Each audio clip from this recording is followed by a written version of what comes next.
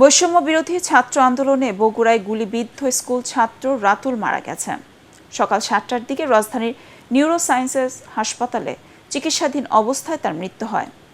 গত 5 আগস্ট গণ-অভ্যুত্থানের বিজয় উল্লাসের সময় বগুড়া থানার সামনে পুলিশের নির্বিচার গুলিতে গুরুতর আহত হয় 6ষ্ঠ শ্রেণীর এই ছাত্র।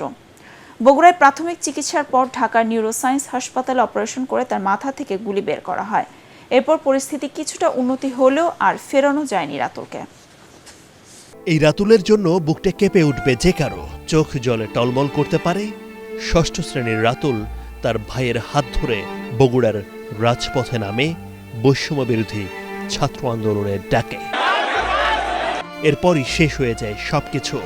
এই শিশুটিকেও গুলি করতে দ্বিধাবোধ করেনি পুলিশ। ছড়াগুলি মারছে, বা চোখ দিয়ে ঢুকে ভিতরে যা লাগছে, ওই বাম চোখটা দিয়ে দেখতে পারে না এখন। আর তারপরে হাত দিছে, হাতে লাগছে, হাত ছেড়ে দেওয়ার পরে বাম সাইডে মারছে, তারপরে পড়ে গেছে, তারপর পিঠে মারছে। তখন আর ও সেন্সলেস হয়ে গেছে। এখনো আছে এইগুলো।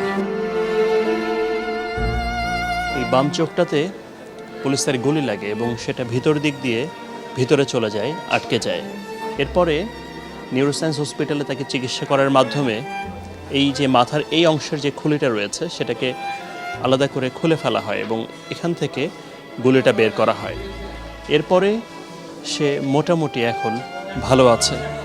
6ষ্ঠ শ্রেণীর ছাত্র রাতুল বাংলাদেশকে একটা নতুনভাবে দেখার জন্যে এই যে একটা যুদ্ধ, সেই যুদ্ধে পথে নেমে বিজয় উল্লাস করার সময় পুলিশের নির্বিচার গুলিতে এখন এক কঠিন সময় পার করছে।